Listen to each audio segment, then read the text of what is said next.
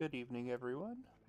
Today I will be playing some Slime Rancher, uh, as usual for most of my Insomnia games or sessions.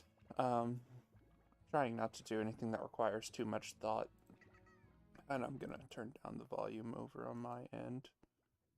Let's see if I can turn up the audio for you guys, though, so you guys can kind of hear the chill music while it's not blasting in my ear.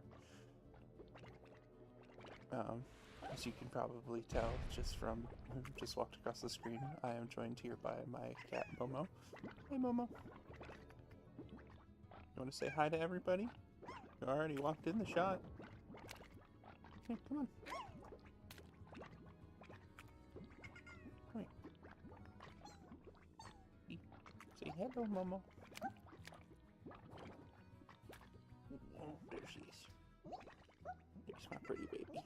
Oh, you're purring. You don't purr very often.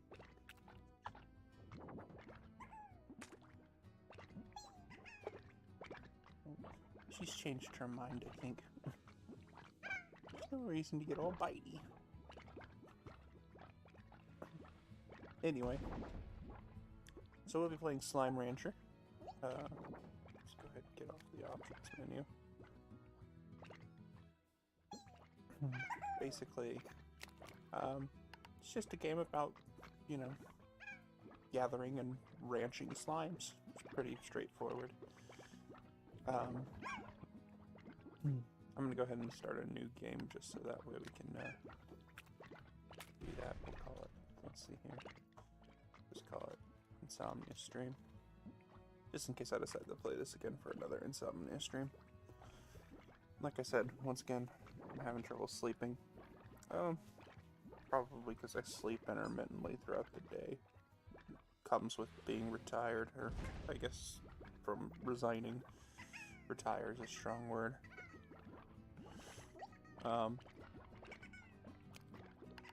Work was just really stressful and anxious, so now I am attempting to, I don't know, find meaning in what I want to do. Last time on the stream I worked on the rebranding, which if you found this through Twitter, you'll know that it has to do with our Dungeons and Dragons games that we do on Wednesday. We're not going to actually be playing for another couple weeks while we get the rebranding and everything sorted out. All in all, it's a, you know, interesting aspect. Yep, Beatrix Lebeau. I like this game for a lot of reasons, because it really is just such a fun, light-hearted game. Let's see, pick up our pink slimes, vacuums. Don't worry, we're probably not going to keep the pink ones for too long. A little bit later, but for right now, just put them in there. Pink slimes are kind of like the generic slimes in this game. Basically, they'll eat anything, and they pop out little pink plorts. That's what they call slime poop, which apparently has a lot of like energizing properties. Momo, you're being very noisy in the background. I don't know if they can hear any noise canceling, but I definitely can. And so see these plorts are this little poop. Then we get plorts. Oh yeah, sometimes we feed them chickens.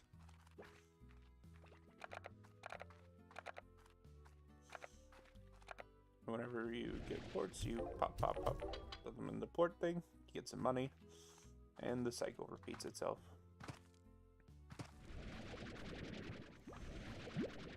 I'm not gonna let me move past the tutorial until there you go.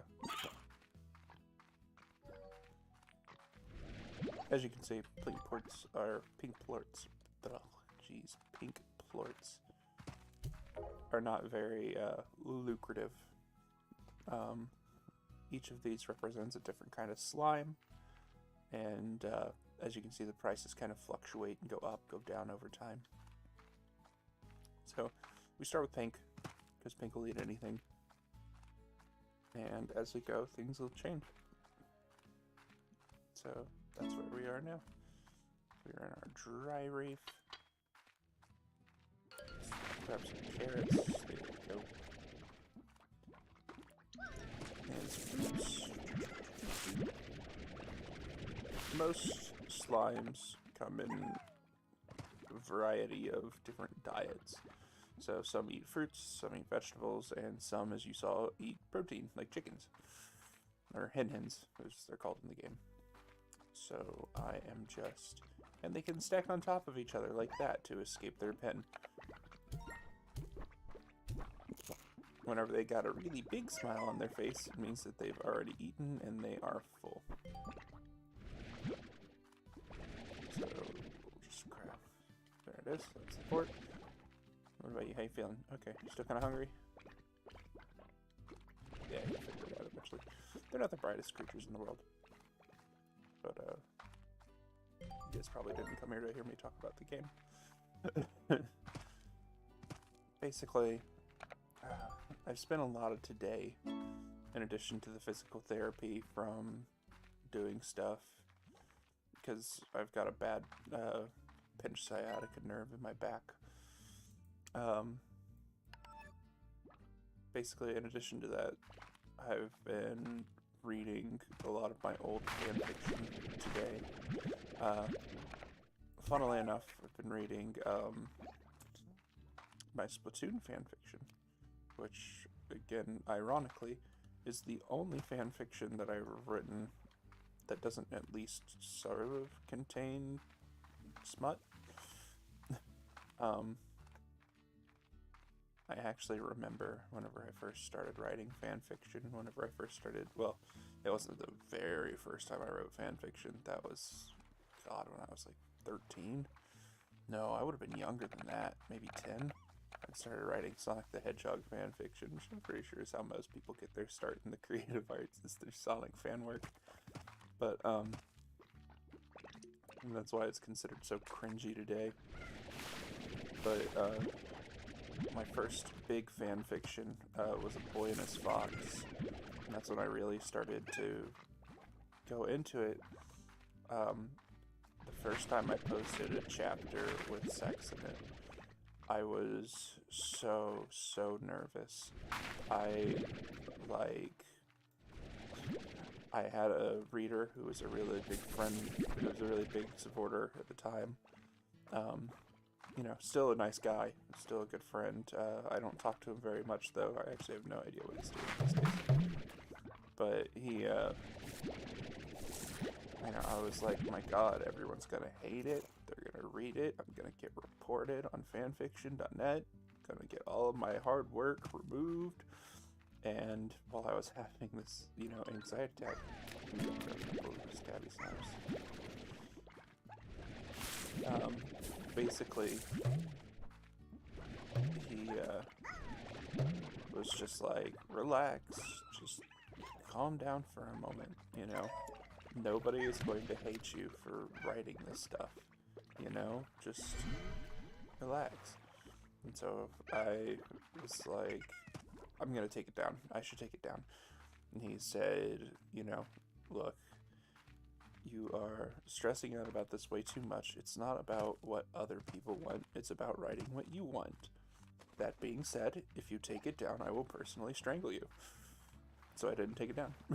Not because I was actually worried he would strangle me, but because, you know, he made some valid points. First we're gonna get rid of this pink plort, because there's some hens that we need to grab in order to feed our tabbies. Yes. And these little pink bastards just eat all of the food available. No! Damn it.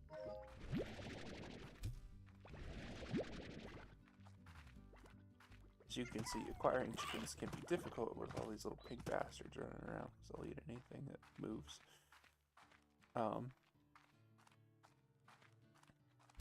But basically, after that point, I wish I could say that I took like the core message of that to heart, of, you know, write what you want, not what other people want you to write. Instead, I've found that people liked it when I wrote smut, and so that became my focus for a lot of stories. Well, I say a lot, not really like a huge amount, but there is quite a bit of it in some stories. You know, those of you who are fans of mine may know of the reputation of the infamous lusty Ionian butler, which is just absolute, pure, unadulterated smut. And it's kind of the one that I like to show people just for laughs and giggles, because it's like, yeah, look how cringy and dirty my fan fiction is, you know, it is god tier awful. But in reality, it is far from my best work.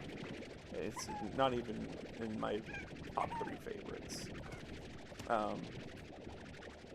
Let's see, Ionian Butler is more of a social experiment, because I have this theory that people are exposed to different, like, kinks in various stages, that they'll become more like, what's the word I'm looking for, without sounding too creepy,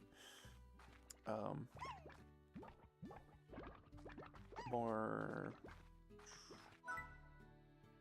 sexually permissive. They won't consider, like, things as taboo, or as, you know, they won't be as vanilla. We'll go with that. They won't be as vanilla. And for the most part, it's true. I mean, everybody has their hard limits, and it's different for every individual. You know, I'm not going to go into, like, the details of my findings on that social experiment. But, to make a long story short, it was an interesting discovery. But, back to what I was talking about with my Splatoon fanfiction, which is called An Inkling of Sympathy. At the time, I was a teacher at a private school, and I wanted... Okay, yeah, we had too many of you, so we're gonna... Sorry, cats. Pow, pow! Oh, fine. Just go for this one.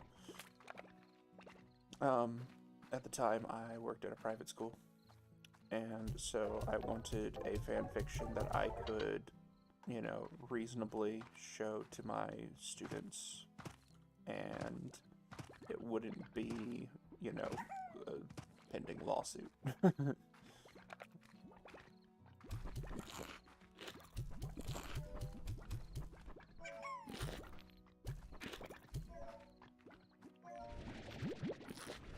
This is the issue, is that when these little bastards get out of their pens, they start eating each other's plorts, and it transforms them, which we do not want. Because whenever they eat plorts, they get really big, and while that's useful later down the road, we don't want it right now. Well, no. Shit. Just as I'm talking about it, the first thing I do is I shoot the wrong damn thing into the cat cage. Someone just eat it. Never mind. They'll eat the chicken as they can eat. But, they're... Basically, it was more chill. It was still written for teenagers, so there's still some, like, foul language and stuff in it, but, otherwise, it was kind of a refreshing change of pace. You know, I had become so focused on writing, you know, the dirty smut that people seem to enjoy so much that I hadn't really, like, written anything that I kind of enjoyed myself. And, like everything that I write, there's romance in it, you know. Basically, an octoling spy falls in love with Callie of the Squid Sisters. And because of this, it causes all sorts of issues. Oh, that's right, I gotta feed this fat dude. The Largo, as they call them. As if you feed them enough. sorts of stuff. Key to unlock new areas. And there's more here. There it goes. Pow. Alright. Get the key.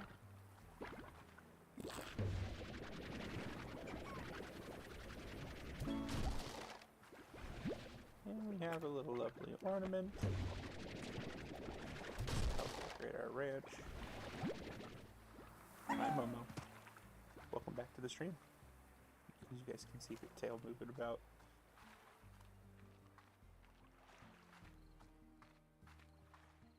Watch, she's gonna come start biting my arm to get my attention.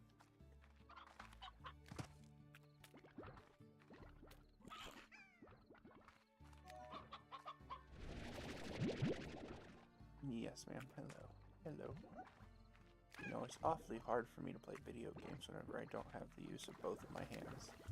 Not that you care. Sometimes we get lucky and we... Ow. Ow.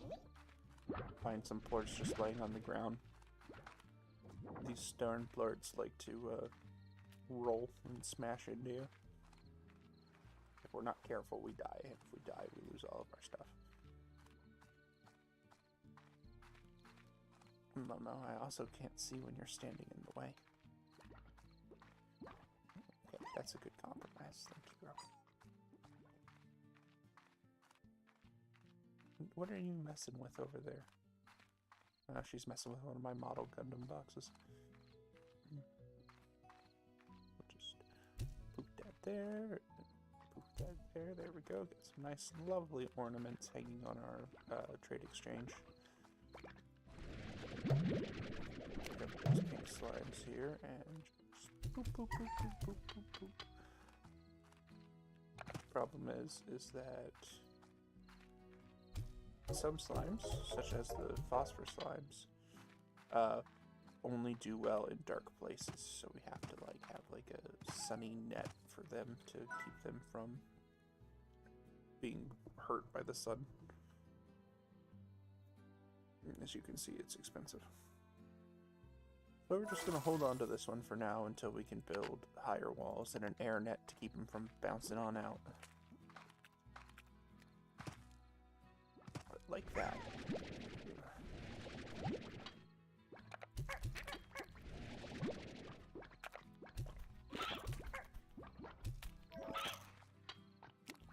Why are you jumping out?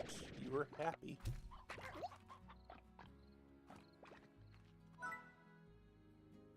Usually them jumping out is a result of them not getting fed enough, but tabby plorts are kind of mischievous. They like to do it anyway. Anyway, like I was saying, my Splatoon fanfiction was kind of a breath of fresh air about, you know, writing something more wholesome and less, well, dirty. And I'm sad to say I never finished it. Like many of my fanfictions, it's kind of in limbo. Pretty sure most people have stopped buying by now whenever I say that I'm planning on finishing all of my fan fictions, and it's not necessarily a lie, because I would love to finish them someday. I have ends for some of them planned, but it is not easy, you know, coming up with stuff, and also just I haven't had much time lately. I've been so... what's the word I'm looking for? Focused on other things. You know, work's done, but it's like, as, what we call them, whenever I was part of the writing guild, is we'd call them plot bunnies. Because they run around everywhere and they just seem to keep multiplying. And frankly, it's a pretty apt description of them.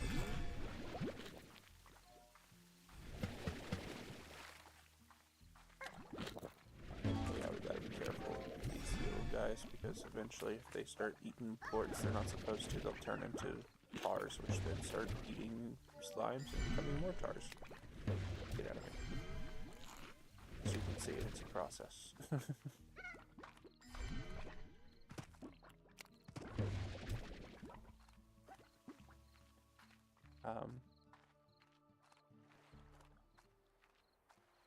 But, you know, I look back on some of my work, like the original Boy and His Fox, and I'm not ashamed of it, but I don't want to say I'm disappointed in it either, but basically I find that I can't really enjoy my past work, but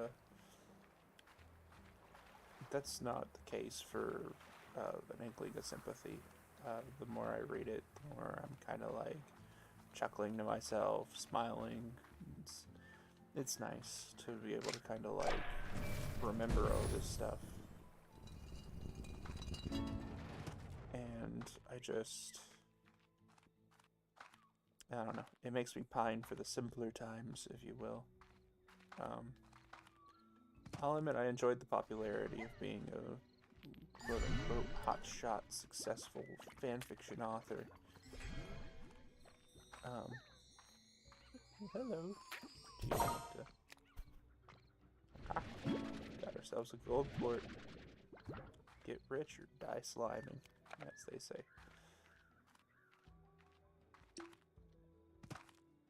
I know there are special hens, which I might need to swap out for. Hi, Momo. Bye, Momo.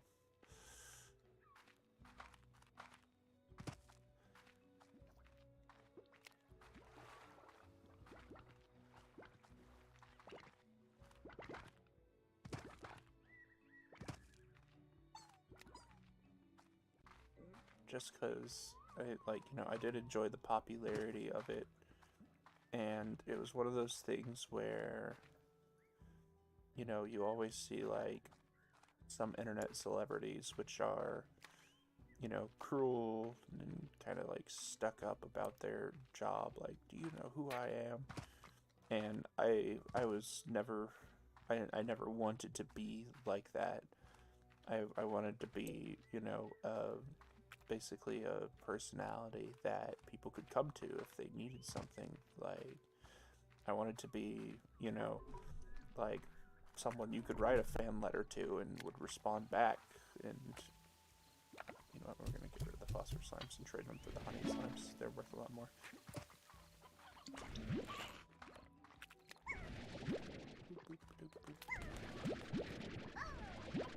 Honey slimes.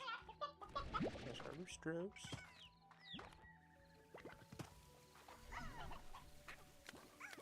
There's another one. Or it eats another plort and gets all big.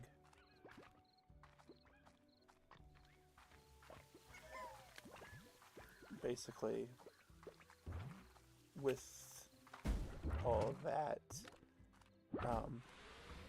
originally I had made it my goal to, like, every time someone favorited me, every time someone followed me, I send them a message and I'd thank them and I'd, you know, tell them I appreciate their support. But as time went on, it became harder and harder to do that just because it was happening so frequently. I mean, I still get the occasional fan, like, follow or fan today, and honestly, I probably could get back to it, but I don't know.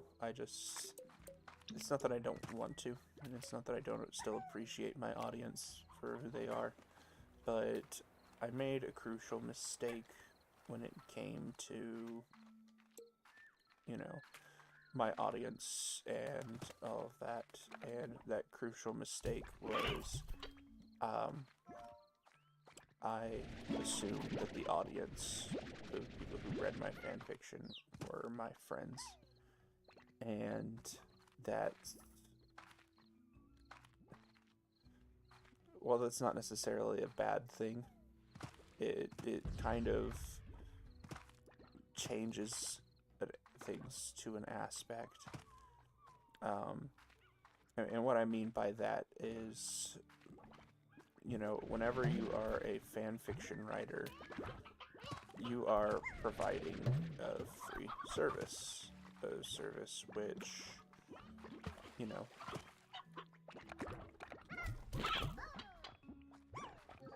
Stonehenge, there we go. Aha, 1, 2. Where's the other Stonehenge? There's a third one here. They eat it. But when it comes to writing fan fiction and, you know, I don't want to say being an influencer because that's cringe as hell. But, you know, whenever you are basically a YouTube personality or a TikTok influencer or a streamer or what have you, you're providing a free service. People get to enjoy and watch your content for free. And whenever you have those sorts of things, those free services, those ideas, you know, those, you know, that art, well, it's never really about making money when the chips are down and you are in a hard place. Your fans, at most, will give you emotional support, which in itself can be, you know, great. But I guess the point that I'm trying to make is that whenever I began my writing career, starting writing novels and such, getting people to actually buy them was not in the cards. And that's because most of my fan base was like 14, 15, 16 years old, even for my adult content, because let's be honest, who reads those, like, who reads the warnings and the labels and the filters and everything? And I don't blame them, because it's not like I was unsuccessful because, you know, like, my readers didn't buy my stuff. So, you know, that's the reason I'm not doing well. If they had bought my stuff, then it would have been better. No, I'm saying that even when you are surrounded by people, you can still feel very alone. Because even though I would share a lot of my personal life, I would give away aspects of my personal, you know, emotions and things like that. I'd bear my soul out. The truth of the matter is that, you know, you can talk, you know, until you're blue in the face about how you feel and who you are. But at the end of the day, you know, you are still just some guy on the internet. People typically aren't going to, you know, care, so to speak. And, you know, I'm sure that, like, if I had readers who would, you know, see this, they'd probably be like, what? No, of course I care. Of course I care. And that's, again, true to an extent. You know, they care enough to, you know, give you words of encouragement sometimes, and they care enough to be kind and supportive whenever you are doing well. But some people can be very demanding, you know, because everyone's different, obviously. Some fans, basically, the moment that you can't provide them that free service anymore, they're gone. And, you know, it's also like, you know, it's of course the, you know, the issue of growing older as well. You know, whenever it comes to producing content for, like, teenagers, plain and simple, the people who were your fans originally are not going to be your fans forever. Because, you know, they're not going to be teenagers forever. That's not how it works. Jeez, man, I'm trying to figure out how the heck I'm supposed to get up here. I used to remember. That'll work. That wasn't my plan, but it works well enough. It's hard to find a way to get out of there whenever I don't have, like, a jump pack.